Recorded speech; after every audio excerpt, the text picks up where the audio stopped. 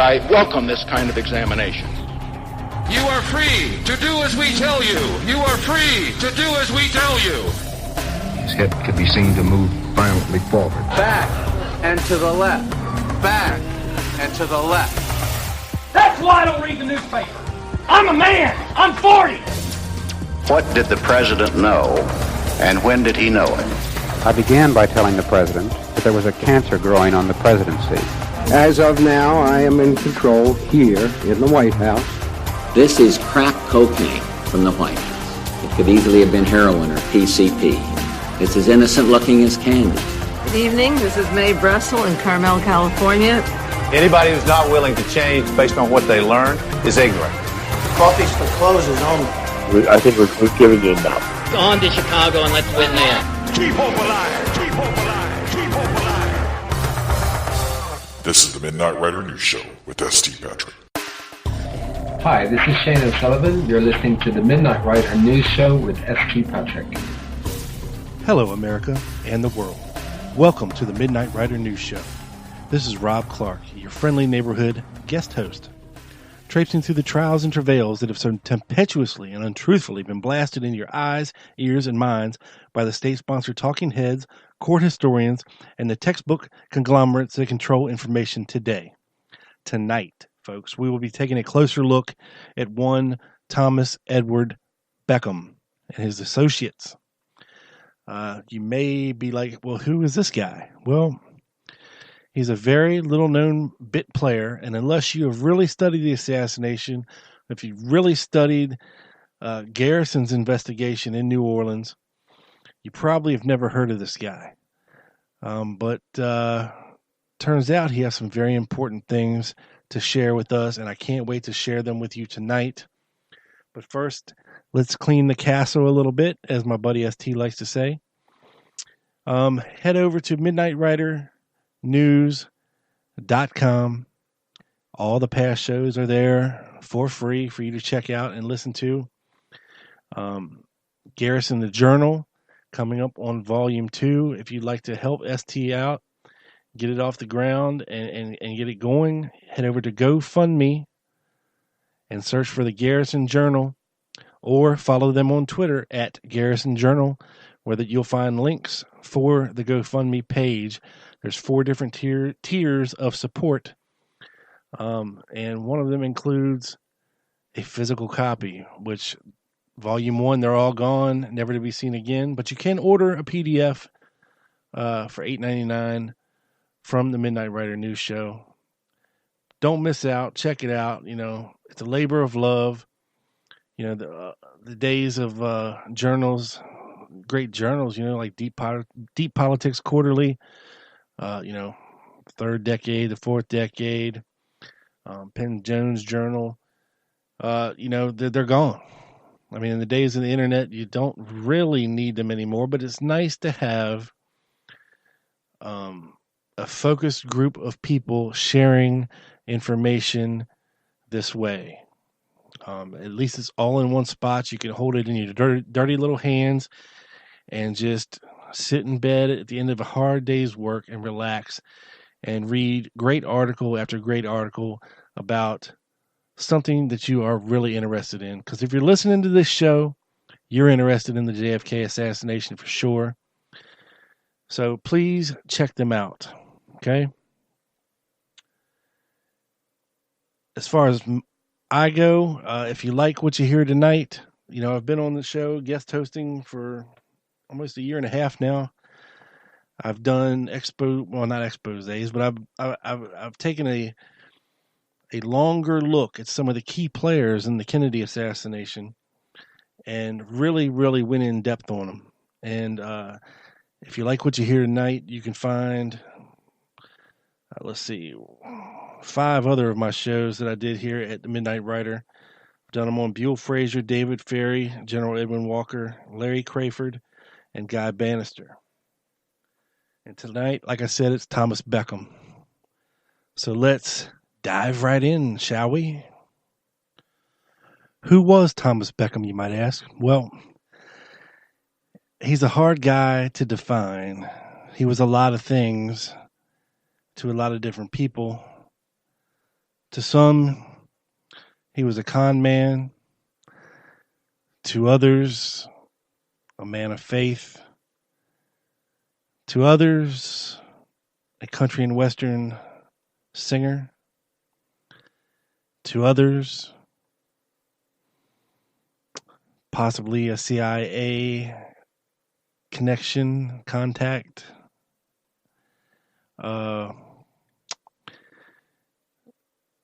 And he was definitely up to his armpits in no good in New Orleans.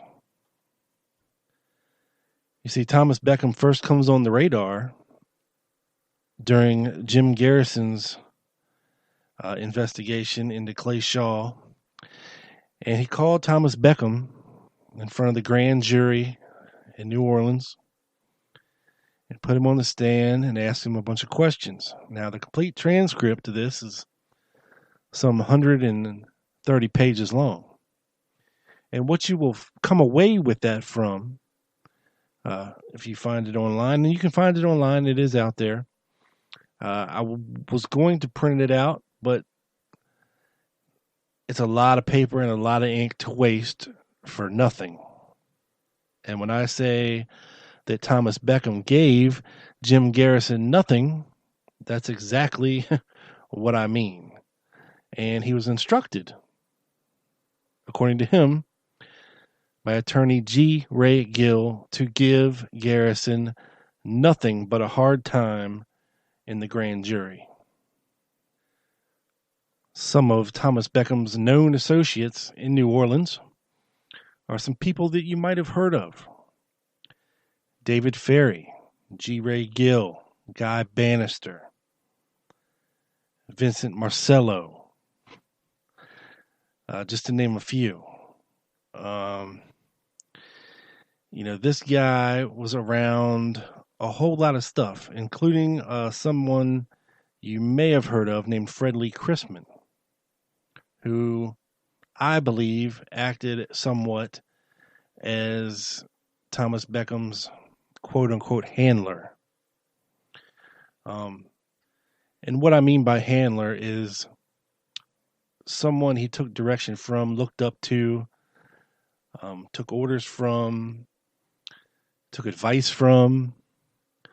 And Fred Chrisman was also part of the grand jury investigation by Garrison. And he also told Jim Garrison nothing during the grand jury indictments and hearings. And they pretty much faded away into obscurity after that. Now, why it's interesting is this. So, Fred Chrisman goes on to move back to Washington State, where he becomes a very extreme right-wing radio host and gets involved in Tacoma, Washington's politics scene. And on the radio, he changes his name. He doesn't go by Fred Lee Chrisman. He goes by the name John Gold. He also authors a book, which I got, called Murder of a City, which was about Tacoma. And the interesting thing about Fred Chrisman, and then we'll get back into Thomas Beckham, is that Fred Chrisman was involved in the Maury Island incident, which is UFO related, and one of the earliest, and this is pre-Roswell, UFO incidents. Okay, it's kind of well known. It happened in Washington State, and let's see. I'm sorry, I am running through this stuff. So he recorded a lot of shows. He spawned the book, and his book was basically written off in his day as a rant and basically a bunch of paranoid conspiratorial lunacy.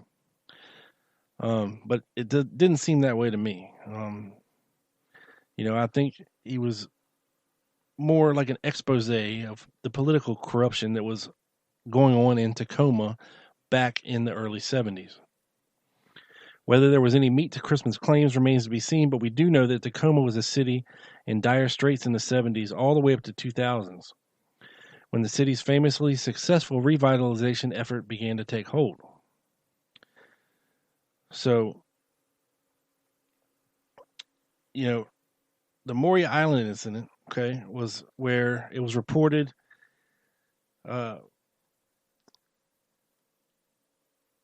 him and a guy by the name of Harold Dahl spotted what looked to be like 7 UFOs as they were scouring the bay for logs, which is how they made money. These logs would get away from the logging companies up in the Northwest, and they would collect them for them and turn them in for a bounty. But as they were out on the water, they saw what appeared to be several dish-shaped saucers. If I can talk right. Dish-shaped saucers flying through the air, and one of them that looked to be in pretty bad shape, that was wobbling pretty bad, and apparently dumped some kind of slag onto the boat, which curiously ended up killing a dog on board the boat, allegedly. And the FBI was contacted about this. They sent guys to investigate it. They collected some of this mysterious slag to bring back to Washington.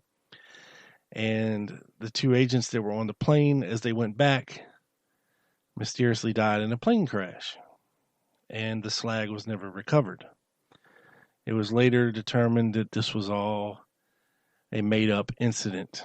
But it goes down in the infamous lore of the UFO community as possibly being, a precursor to Roswell, which could be one of the saucers that crashed or the reason they crashed, So, and this has all happened, in the late 40s, 1946, 47. So fast forward a bit, to the early 60s, where we have Thomas Beckham getting in and out of a lot of trouble back then, doing various things. He was posing as a bishop in one of the old Orthodox Catholic churches, which is one of the same ones that David Ferrie was a part of. And what was explained to me is that these guys were claiming to be these bishops in these churches, and they could be self-proclaimed, self-taught, self-whatever. Because, back then, churches were kind of pretty much off limits, to prying eyes, at least 6 days of the week, right? So, and these churches were set up, all through the South, and they were used as, basically a way to fleece people out of their money. They were used as refuge for the drug and ammunition and arms smuggling that was going on from across the United States by guys like Loren Hall, Lawrence Howard, William Seymour, Jerry Hemming, all these Interpen guys. These anti-Castro Cubans had to get guns somewhere to train with, and for the invasion of Cuba that they eventually wanted to happen. And I'm going to play a sound clip for you now of Loren Hall being interviewed about this very thing. 2 minutes. Not so long before the killing of President Kennedy in Dallas, you have been arrested in Dallas or interrogated. Yes, I had hauled a load of arms in a trailer from Los Angeles en route to Miami, Florida, or en route to the Keys so we could make our raids into Cuba. And we stopped off in Dallas and deposited these arms in a home in the Dallas area. And that was Mr. Logue's home? I'll say that I deposited the arms in a home in the Dallas area. Yes. You were actually imprisoned? Yes. For how long? I was in jail, I think it was for 2 days. How did you get out? Mr. Logue bailed me out for $5,000. Now, why would he do that? Well, number one, he had some things of mine out at his house. Oh, yes, we discussed that before. He was a friend of mine, and he wanted me out of the area. Are you still in contact with Mr. Logue? No, I'm not. Why would that not be? Because I'm not in contact with anybody from Texas. You give the impression that you wouldn't like to go to Texas at this point. Well, if I wanted to commit suicide, I would probably go to Dallas, Texas. Can you tell us about your meeting in Mr. Logue's office in Dallas about soliciting funds for Cuba? Pardon me. Yes, I was in the office. There was 5 other gentlemen along with Mr. Logue and myself. It was in the office. And we were talking about donating $2,000 apiece towards a $20,000 fund so that we could form a government in exile, a Cuban government in exile, and for pulling raids in Cuba. And one of the gentlemen that was there that was in the trucking business stated that rather than donate $2,000 for the raids into Cuba and for forming a government in exile, he would rather donate to a $50,000 fund and have Kennedy's head blowed off. Well then, how's about that?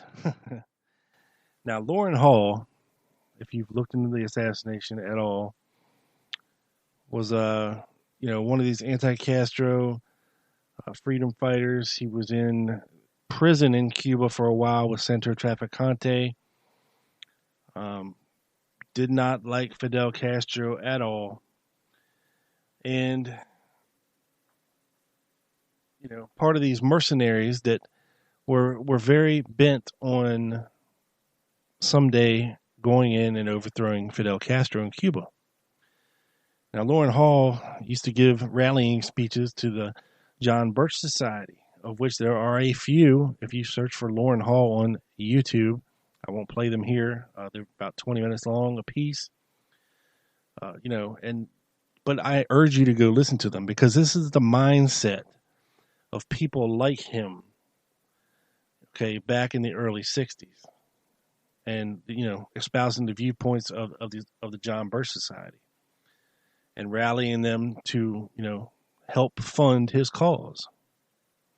Now, I mentioned earlier that, during Thomas Beckham and Fred Crispin's grand jury testimony and the Garrison trial, they didn't say much. They didn't give Garrison anything. And I mean nothing. Nothing. Okay?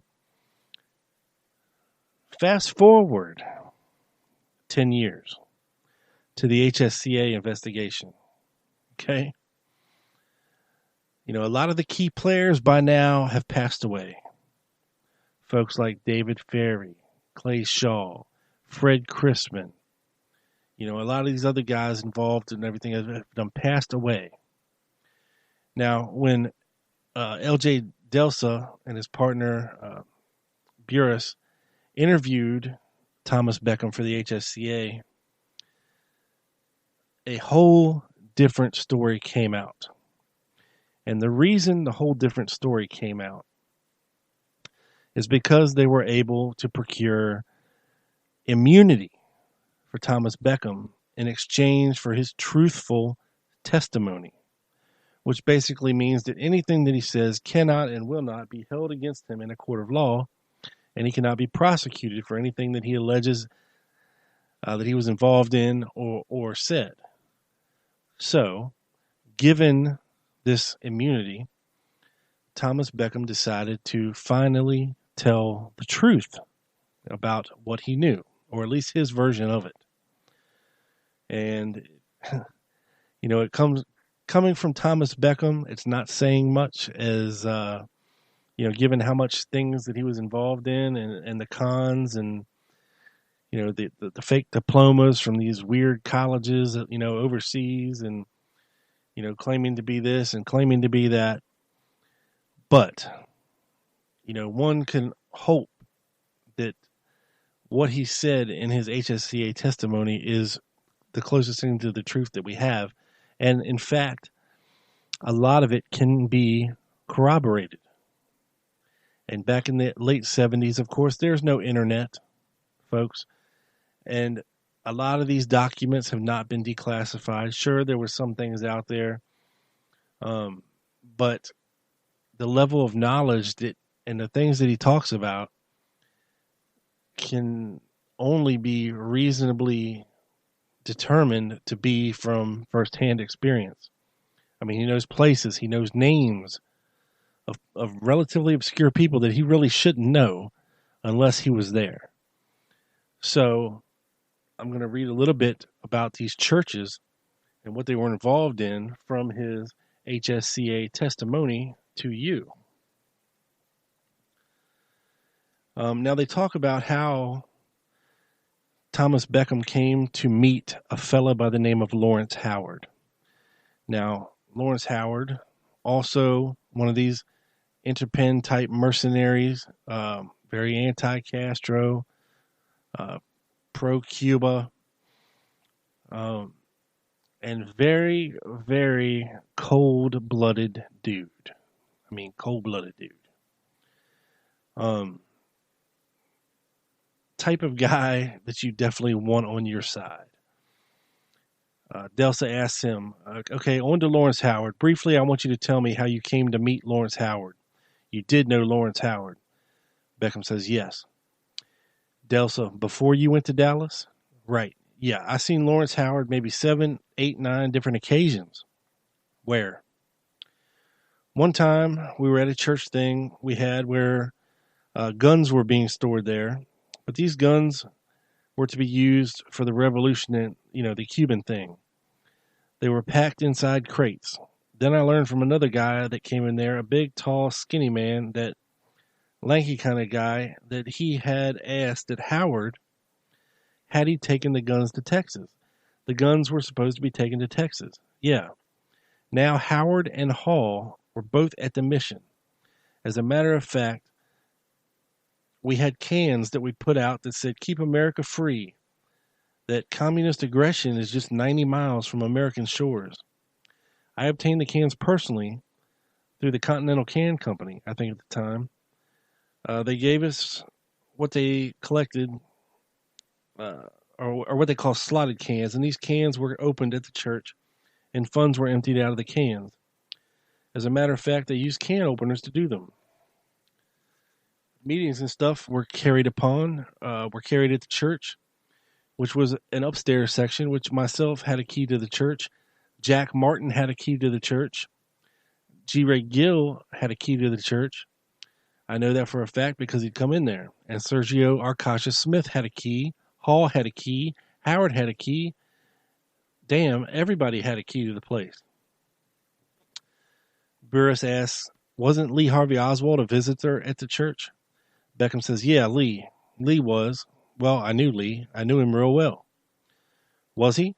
Burris asks. Beckham says, as a matter of fact, quite a few times. Lee talked about his friend, the chief that was to help him.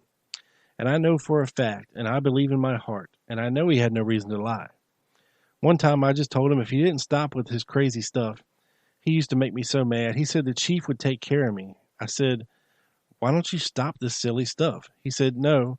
The chief, which he told was the head of the FBI then, which was Hoover, he said he didn't worry about those local FBI, that the chief would take care of him, and that he had his ends, and that this was no worry. Lee, as a matter of fact, one day I met Lee, was up on and in front of the old International Trade Mart building on that morning. He was giving out some kind of free Cuba or something, papers, and we went and had a Coke down there on Canal Street afterwards. And he told me that particular day he was just on television or something. But in another meeting I met with Lee was that when he talked about just getting back from Mexico and he was going to be coming into some money. I think this was in September, if I'm not mistaken. And he talked about his trip to Mexico and he'd be coming into some funds. And Burris interrupts, was anybody else present at this meeting? Beckham says, oh, yeah. I think at that meeting, I'm not really certain. I think that Arcacha was and some guy. I can't think of his name. We had a coin that was used not only for identification, but it was like a highly fundraising thing. It was supposed to be. And this coin we used for an identification along with a card. And I used to have some certificates and stuff. But recently somebody conveniently broke into a place I had and stole them, some of the information I have. Buer says, let me ask you one question about your role in the church. You set up a phony church. No, Beckham says. It was supposed to be a legitimate church, the way they claimed, which was because the authenticity of it so legitimate was the fact that they told me that, well, they talked about a gentleman by the name of Rumble or Ramble or something. He was supposed to be the head of an archdiocese there in New Orleans. And they said they called me the Padre. That's how they put it, unless they were around somebody that I guess they was really impressing, and they said this was Father Beckham. They said they first obtained, Jack Martin did for me, a thing called an OSJ, Order of St. John.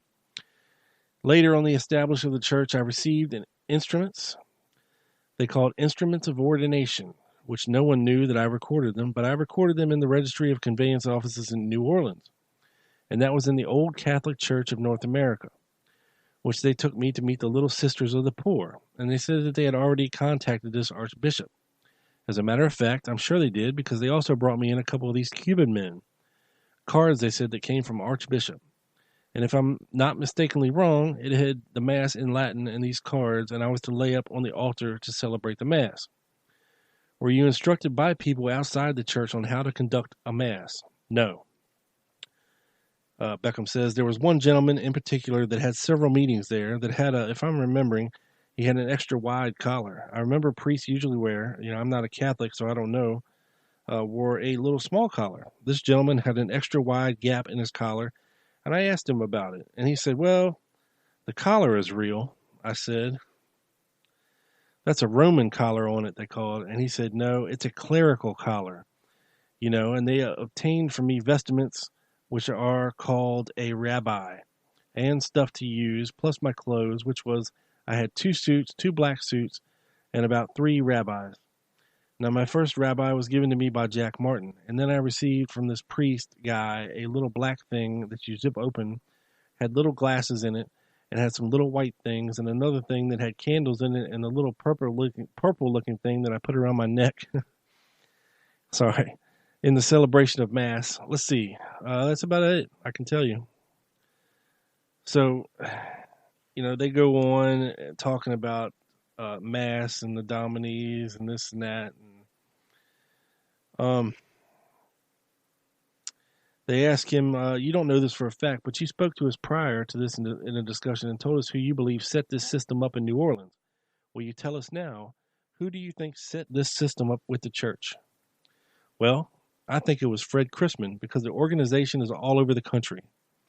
I'd rather not go into it now because there are different connections of people and other things, but I think Fred Chrisman is the whole front of the whole thing, because he's not just, he has too many contacts, too many, he tells me who to contact. As a matter of fact, one time I had received a telephone call from a priest, in which you very well know his name, and I pronounce starts with a B, you had a thing in your file. If I state the name, would you be able to recognize it? All right. Raymond Brashears. Yep. Beckham says Raymond was a homosexual, and Raymond had called me. He was concerned about his involvement in some things, and I'm sure that he was more concerned maybe some other possibly not so above board operations and other things. And when I advised Fred of it, Fred told me I ought to sever all my connections, all of us should, with anyone that had connections in New Orleans. And that was it. And that was the time we wrote a letter to him. Now, Raymond Brashears was, of course, roommates with David Ferry for a certain time. All right. Now, Fred, you told this, right? We discussed this before. Right now, I'd like you to put in your own words. The reason why Fred told you to sever relations with the contacts that you had in New Orleans, and primarily the reason. Okay? He says, I was puzzled about what could have happened, about how close Garrison's investigation was to me. I knew the way things were because I didn't have all the answers myself, because I was just a part of it.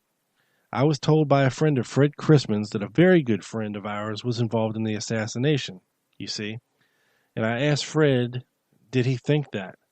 And I was told that Lee was just one of the persons, that there were 3 persons involved. When I confronted Fred with the deal, he said, "How does it fit? Does it make sense to you?" And I said, "Yes." And he said, "Well, just leave it at that." He was so unconcerned about the whole thing and that's the way he was. The whole picture was Fred. Fred had the ins and the outs and the answers, and he knew everybody connected in the thing. Everybody. Fred knew about how things that had taken place, things that had happened, and only he would know, and the only body who would know had to be Fred, would know, you see.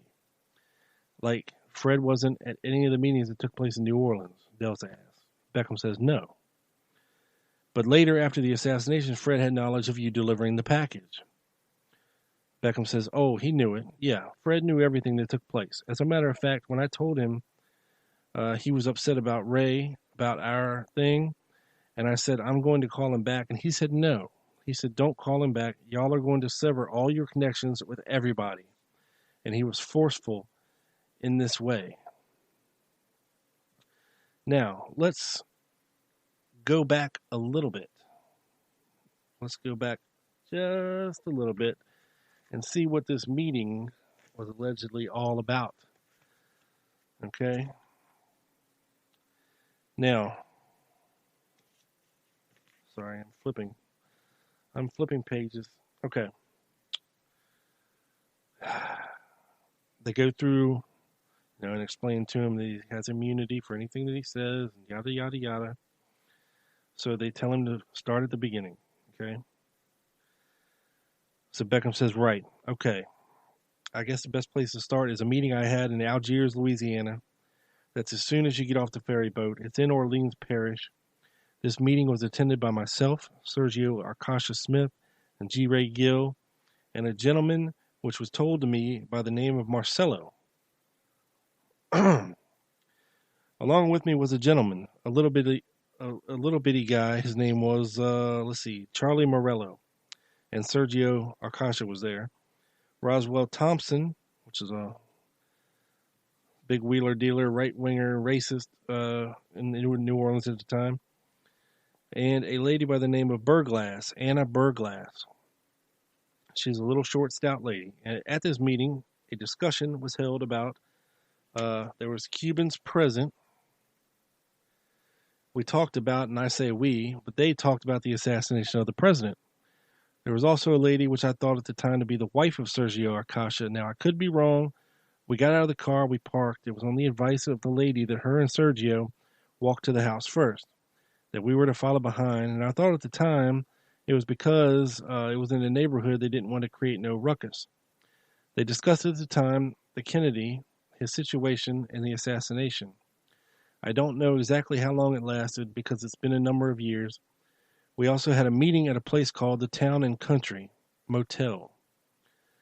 It's on the right-hand side of a highway going out towards the airport. This meeting was attended by Marcelo, G. Ray Gill, and us there at the time. At this particular meeting, the Cuban issue was discussed.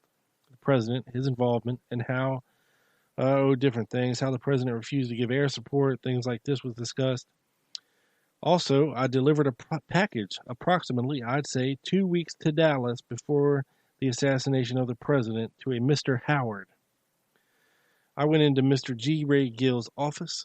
I was told there to go by Mr. Ferry, which I know real well. And in his office, they shuffled up some documents which were drawings, that of a map or plots and stuff.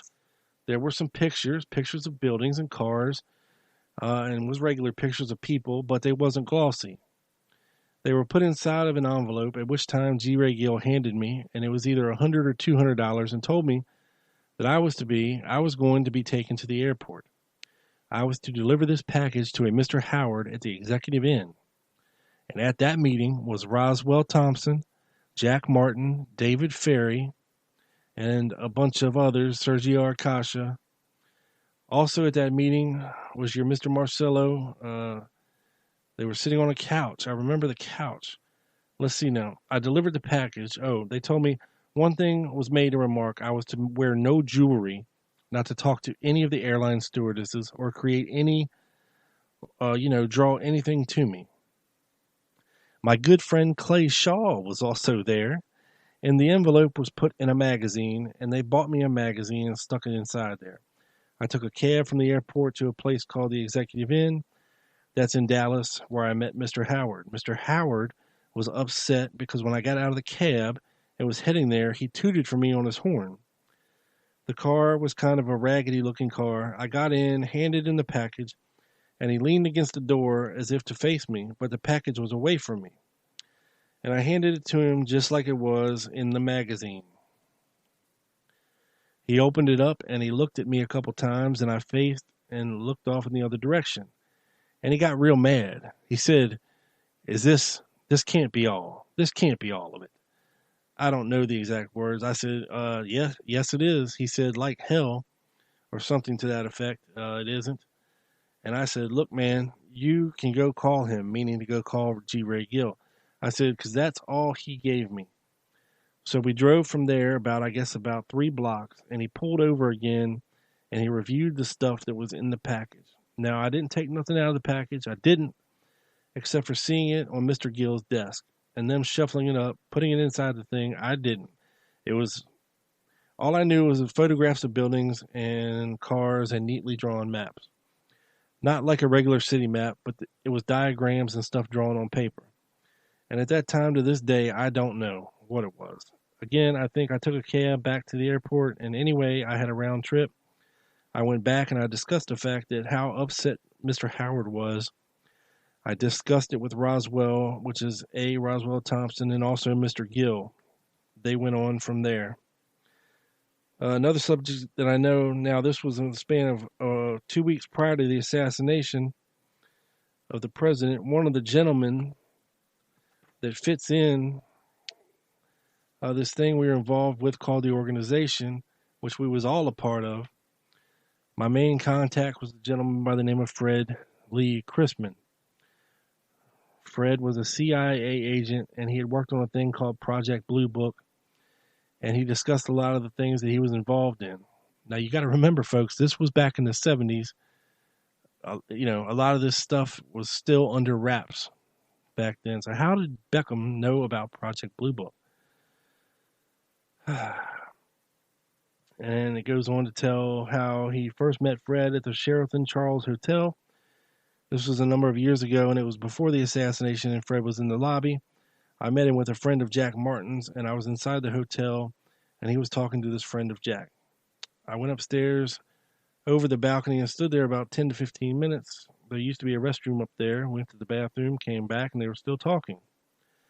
I stood up there looking down on Fred, and he stood out in my mind because of his haircut. He had a crew cut, and he was very distinguished looking. I thought he looked like, this actor Glenn Ford. So I went back downstairs. Fred never said anything to me. He was very polite, just nodded his head. The man and this guy left. I think it was 2 days later or something like that. I went inside Wholesom's cafeteria because I like cheesecake. And sitting at the table at the time, I didn't know who he was. I knew I'd seen him before, though, was Fred Chrisman. And they was all sitting there talking. It was that friend of whatchamacallits, and there was, who I'm trying to think was all at this table. I know it was Sergio Arcasa Smith, Roswell Thompson, and Sergio and me all was sitting at the table and talking, and Fred made a remark about my English. And in case you haven't figured out by the way that I'm talking, this is exactly how he spoke. Excuse me. Said, this is how, now getting kind of personal, I was kidding about the cheesecake, how messy it was and watery. And he said he had a daughter or something was killed in a car wreck, and she liked cheesecake too. And then he told me how atrocious my English was. But he did it in a very polite way, And about 2 months later, I don't know how he got my address, I got an English book from Fred. And through the years, our friendship developed, and after the assassination of the president and stuff, I got scared and took off, and I ended up in Lincoln, Nebraska. And to my surprise, I had a knock at the back door, and there was standing Fred Chrisman telling me that. I asked him to come in and asked him, how did he find me? And he said, let's go for a ride. And I went for a ride with him, and that's where Fred discussed his connection with the organization and how he found me.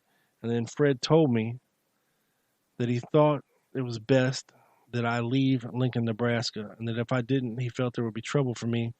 And sure enough, within a couple of days, the police knocked on my door and told me they actually wanted me out of town. I got scared. I got in the car and I took off to Omaha, Nebraska without Fred's knowledge at the time.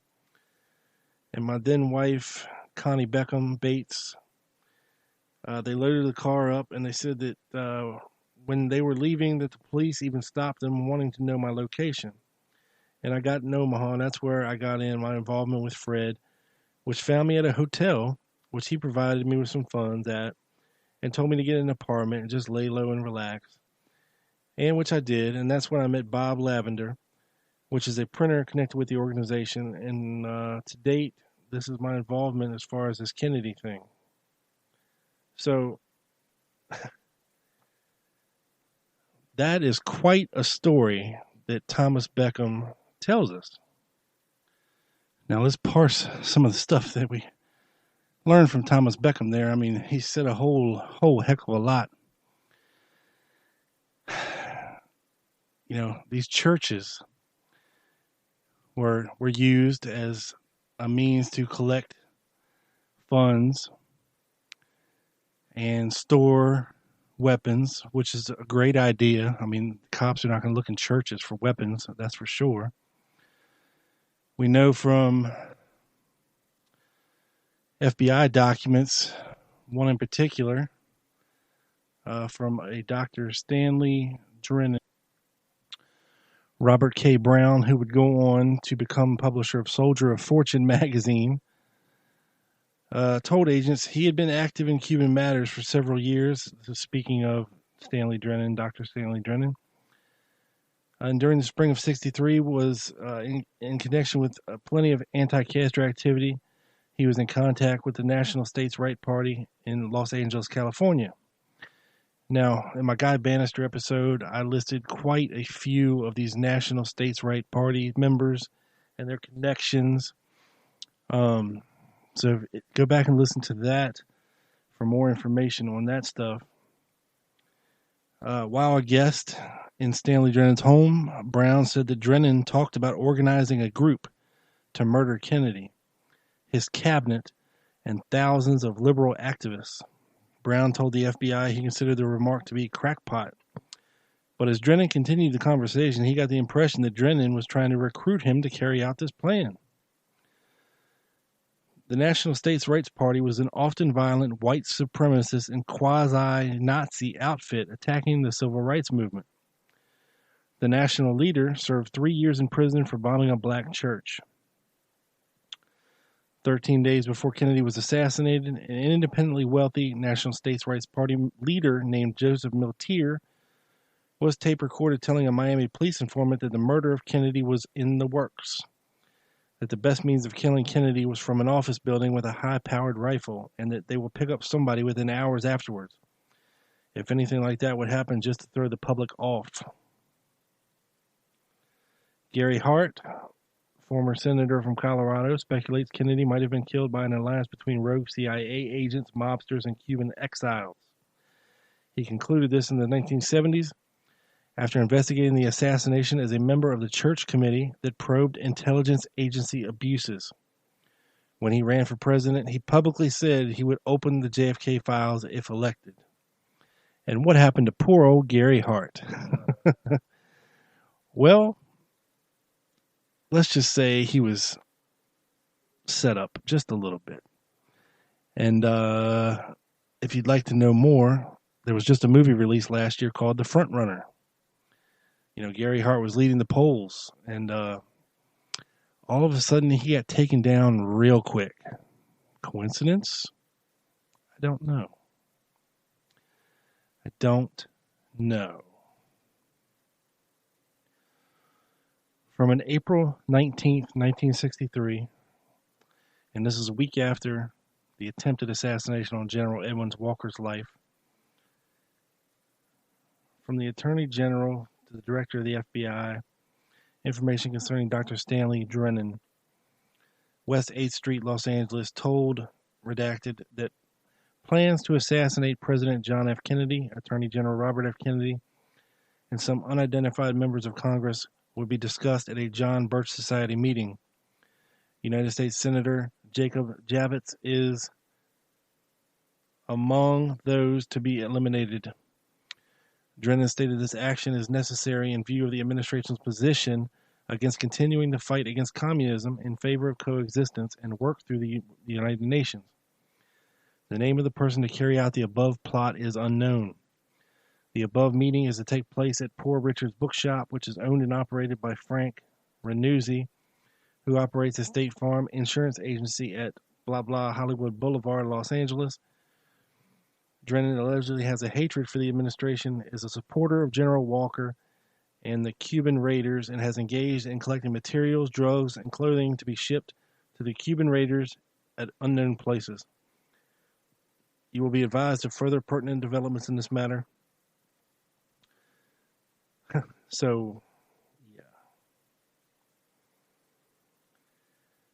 yeah. Notice on Yellow Flag, Los Angeles by Teletype was instructed to determine sufficient background data regarding Drennan and Renuzzi to determine their potential for carrying out assassination plot or assisting in the same. Los Angeles was also instructed to identify the individual who may act as the assassin, to coordinate their activities and maintain contact with local Secret Service, and to sootell results of the investigation together with recommendations for further action to be taken in this matter. So, he was investigated, and they did nothing. Nothing about it. So, big shocker there.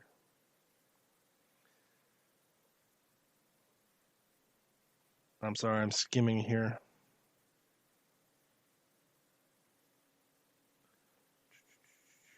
Bear with me. This is documents checking them out. Anyway, long story short, they were checked out.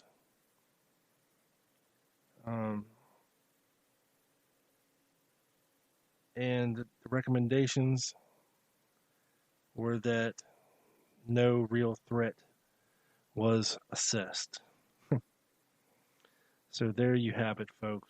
No real threat here. Nobody here. Now, the reason I tell you all this stuff, because when you look at it in the big picture, Thomas Beckham is telling us things that we have since come to know as true events through documents and eyewitness testimony in the Kennedy assassination. Now, how does this tie in with guys that we've heard of so far and what I'm about to tell you? In early January 1963, Jerry Hemming and Lauren Hall walked into,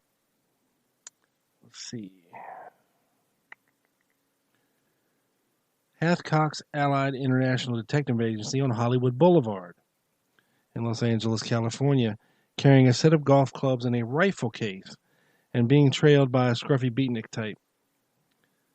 Lauren Hall was going by the name of Skip.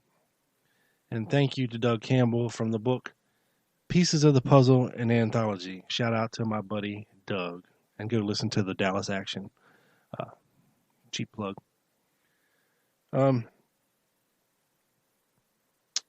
Says, well, two men came to see me in my office. Hathcock recounted in a sworn affidavit dated March 1977. One was Jerry Patrick Hemming, who was using the name Jerry Patrick. The other man was Lauren Hall, who preferred being called Skip.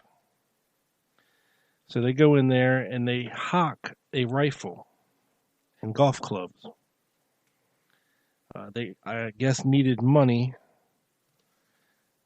These men came to see me one afternoon. They were here. They told me to raise money from which to buy medicines and equipment, military hardware for a planned invasion of Cuba, that they were going to train troops in Guatemala, which they actually did later.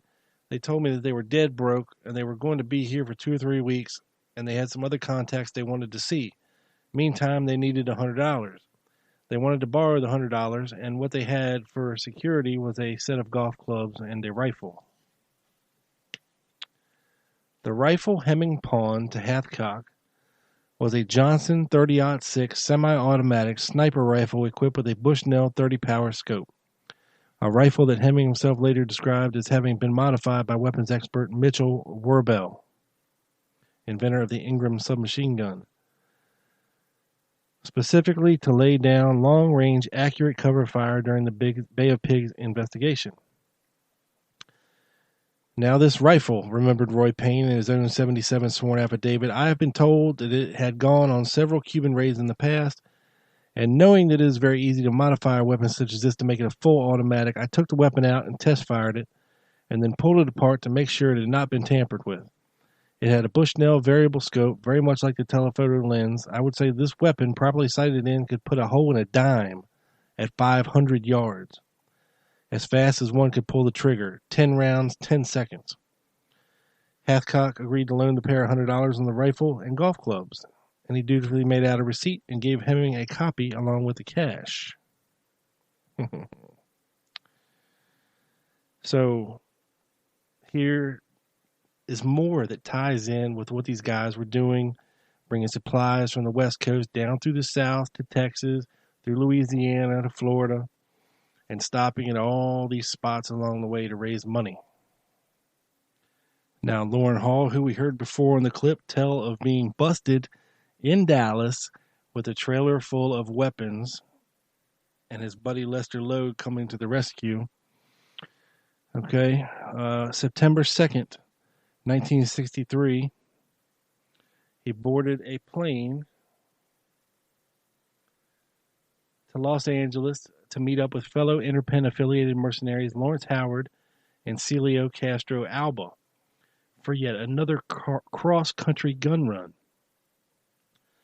This was an impressive cache for even Hall standards: 230 caliber machine guns, several M1 Garand rifles slated for fully automatic conversion, 15,000 rounds of ammunition, 250 pounds of C4, a host of medical supplies including morphine. We could help anybody with piles to pregnancy, Hall told the HSCA, and a 20-millimeter anti-aircraft cannon. The three mercenaries and their cache of weapons, which so overloaded the trailer that the gun runners were forced to stop between Los Angeles and Phoenix and weld additional leaf springs under the trailer to reinforce it, left L.A. for Dallas on September 18, 1963, but not before making one last stop, recalls Richard Hathcock of the Allied International Detective Agency.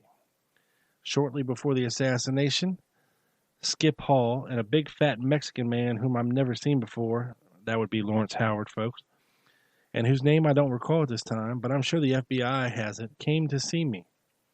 They told me they were going to Dallas to pick up medicines and other materials, and they wanted to redeem the rifle.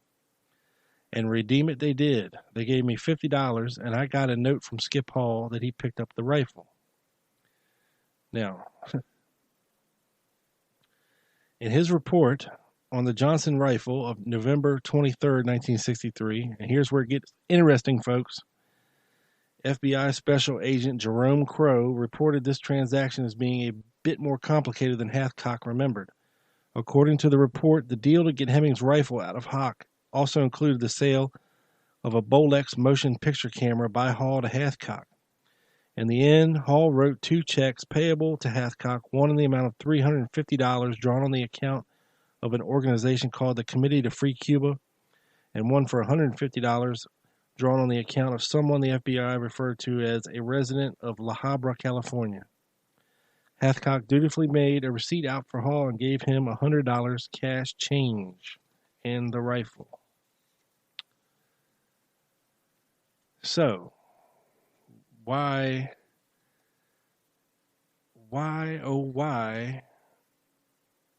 is this rifle on the FBI's radar on November 23rd, the day after the assassination? We know all this stuff made it to Dallas. We know Hall and Howard were in Dallas a month before the assassination because they got busted there. We know Howard was in Dallas 2 weeks before the assassination because Thomas Beckham delivered a package to him there. At 10:30 a.m. on November 23rd, Special Agent Jerome Crow was knocking on the door of the Allied International Detective Agency.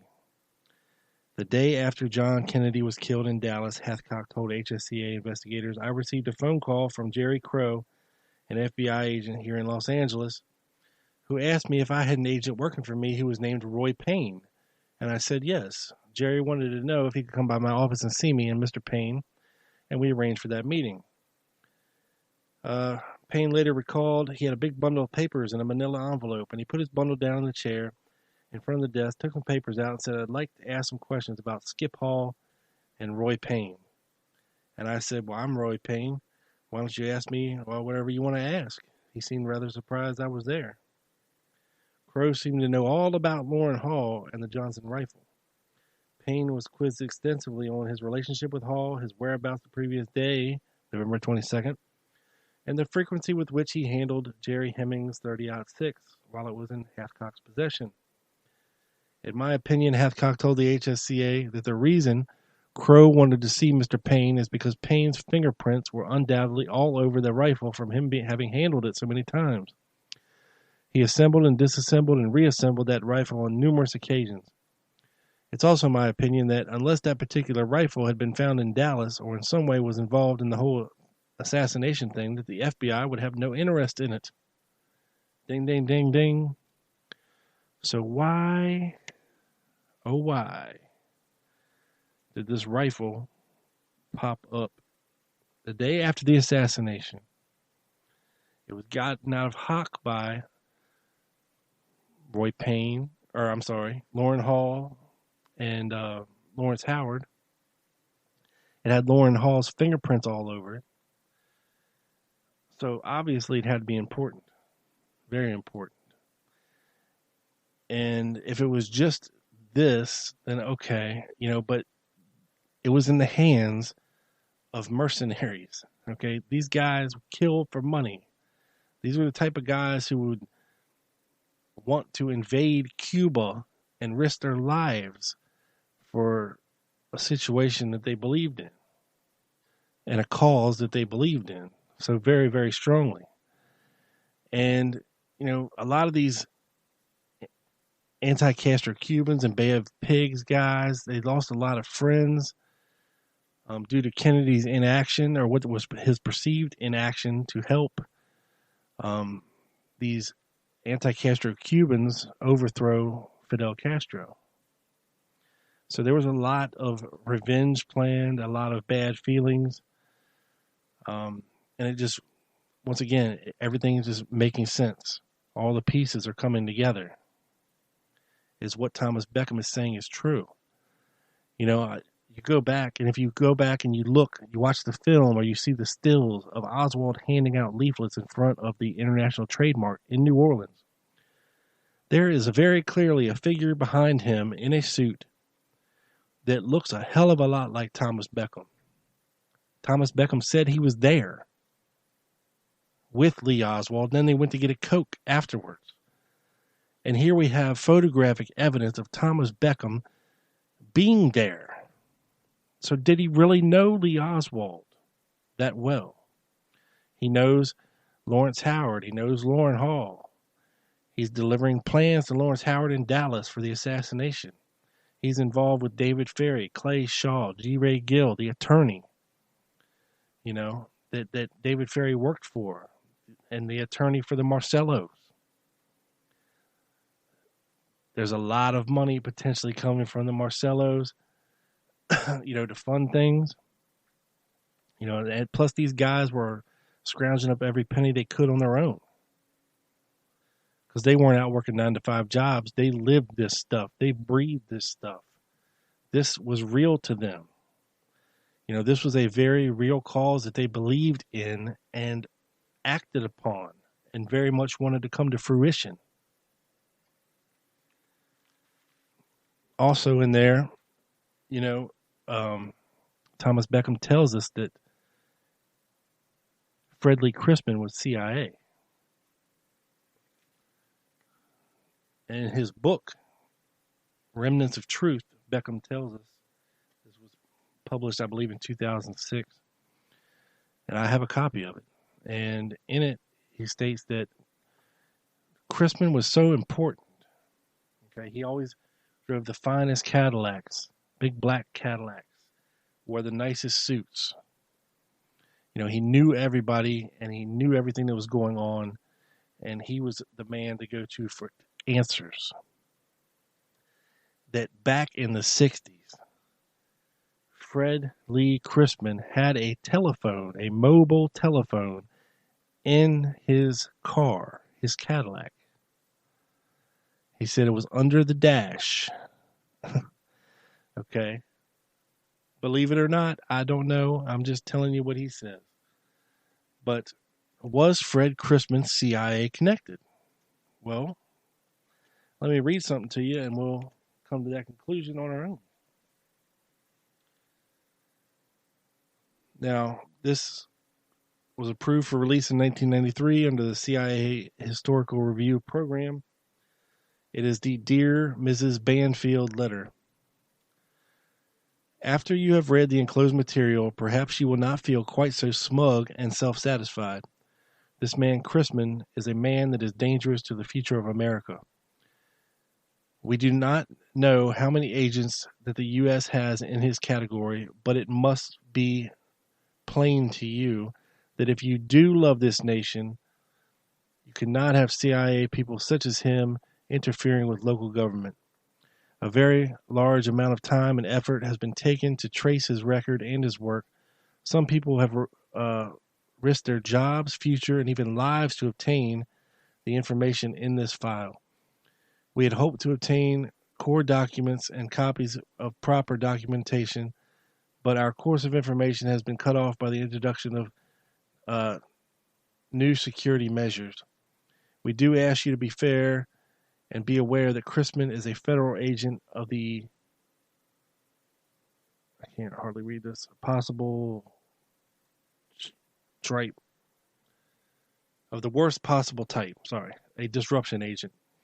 He is not a friend to our form of government. He represents no one but a section of the CIA. And the letter is not signed.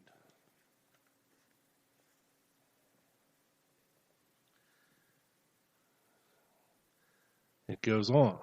Enclosed you will find the information you requested.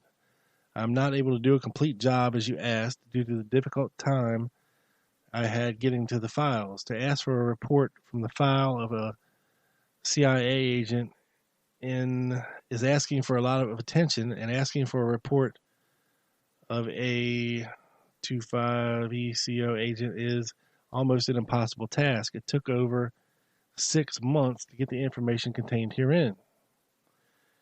We do feel that the 250 ECO agents are dangerous to the democratic way of life, and they should be halted. These men bear no love for the USA. They serve the CIA, and what is mere the nerve, only a part of the CIA, they would kill a fellow agent as fast as they would arrange your death. The 4250 ECO section is a part of a long-range planning commission of some type, and it does not reveal in any report what their master plan is, but it's certain that they operate within a very dangerous, I can't read that word, a pattern maybe. I have felt for a long time that it should be made public. CIA agents should be made to reveal under oath what they mean. Internal security section and disruption agents such as Fred Chrisman should be retired from government service. I would urge you to send copies of this report to friends on the ground and allow them to make Chrisman's role as an agent public. Something about Jim Garrison when he stated that Chrisman was a CIA agent. Do no good to make any statements out there. After all, sorry, this is hard to read. You realize that we never heard of you. Hold this report until after September 30th, and then we do not care what you do with it. But once you have it, you can never get another. And yeah, so an official inquiry to the CIA from then the Director of Security, writing for the Director of Central Intelligence, categorically denied Fred Lee Crispin has had a connection with this agency and predecessor organizations. A check of agency records has failed to disclose that Crispin has ever been connected with this agency or any predecessor organization. Contradicting itself, knowing there would be no accountability, the CIA included in the FOIA packs that sent to Joan Mellon a document referring to copies of DCD information pertaining to F. Lee Crispin, which refers to activities during 66 to 68. So the agency admitted at least domestic contact division interest and awareness of Crispin. The supporting documents were again missing. Yet another CIA memorandum, one released at the time of the House Select Committee, names Fred Lee Crispin as agency connected. So there you have it. The author of this memorandum is one Ruth Elliff. DCD records have been searched. Elliff writes, and Crispin's name appears on a list of 10 agency-connected people. So, yes. Crispin was CIA. And if that is to be believed, and he recruited Thomas Beckham, and Thomas Beckham believed that he was working for the CIA and doing what he was doing, did they believe that what they were doing was right and for the best of the country? That this communist threat 90 miles off our shore had to be eliminated. And if Kennedy didn't have the balls to do it, then they would get rid of him and do it themselves. Interesting to think about. And a few years ago, L.J. Delsa, who was an investigator in New Orleans for the House Select Committee on Assassinations, was interviewed, and he tells a story about meeting Lawrence Howard. They were going to interview him for the HSCA. They arrived in California, and met up with Lawrence Howard at a predetermined location. And they got out and introduced themselves, and Lawrence Howard proceeded to ask them if they were packing. If they had guns. And they informed him, no, we just had to fly out here. We weren't allowed to bring guns on the plane. We don't have guns. And Howard said, well, just so you know, I do. And brandished a gigantic .44 Magnum in front of them, just to let them know how things were going to be. He proceeded to invite them up to his house, where they sat around and talked a little bit into the evening, and at the end of their conversation, Buras and Delsa are leaving Lawrence Howard's house, and Delsa looks at Buras and says, you know what? I think we just talked to the son of a bitch that killed Kennedy. That's how cold-blooded Lawrence Howard came across to these hard-nosed investigators. Let's see here. On Lawrence Howard, to whom Thomas Beckham claimed to have delivered a package of maps in Dallas shortly before the assassination, L.J. Delsa concluded, and Lawrence Howard, we were looking at the guy that fired the shot. If he believed in what he did, he'll never give it up. If he feels it was wrong, you might have a chance. Howard has never come forward. Howard had known, Delsa remembered, that the House Select Committee on Assassinations was going nowhere. He had been told, and he showed no fear. So, this is a seasoned 20, 30-year homicide detective. This is his gut instinct after speaking with and spending time with Lawrence Howard. That this is the son of a bitch that pulled the trigger to kill Kennedy. And when you put all the pieces together, that him and Hall got this rifle out of Hock. Somehow, this rifle ended up in Dallas with, Hall and Roy Payne's fingerprints all over it. And that the day after the assassination, it was being investigated in Los Angeles. And also an interesting fact is Lauren Hall and Thomas Beckham are both from Omaha, Nebraska. So they may have known each other from Omaha. Definitely knew each other in Louisiana and New Orleans. And when you start to put all these pieces together, from everything that was going on in New Orleans and everything that happened in Dallas and all of the players that had to be in place for this to happen, you have the right key core ingredients. You need motivation, which these guys had for sure. And if it wasn't motivation and principle that motivated these guys to do what they did, then the only other motivating factor could have been money. And Marcelo certainly had plenty of that. And he could definitely get more from guys like Santos Trafficante, whom Hall had spent time with in prison and knew personally and was in Florida, where Lauren Hall and a lot of these guys spent a lot of their time training in the Florida Keys to do their Cuban raids. And, so there was money, there was motivation, there was opportunity. Back in the South, man, this was a time where there was a big communist scare. Civil rights are coming down the pipeline. Kennedy was going to give blacks these rights.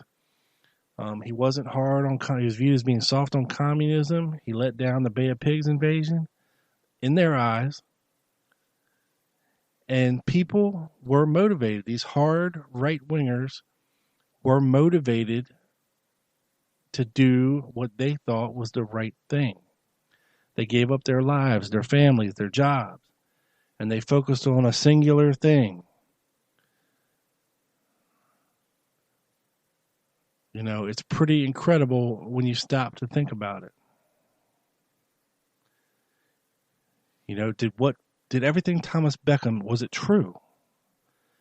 Well, we can't say 100% for sure if it was, but if it wasn't, he surely had a lot of detailed information with names and places of key figures that have been attached to the assassination for years. For years. And he talks a lot about Sergio Arcacha Smith, who had an office in the same building as Guy Bannister. He mentions knowing Guy Bannister and David Ferry and all these guys in New Orleans.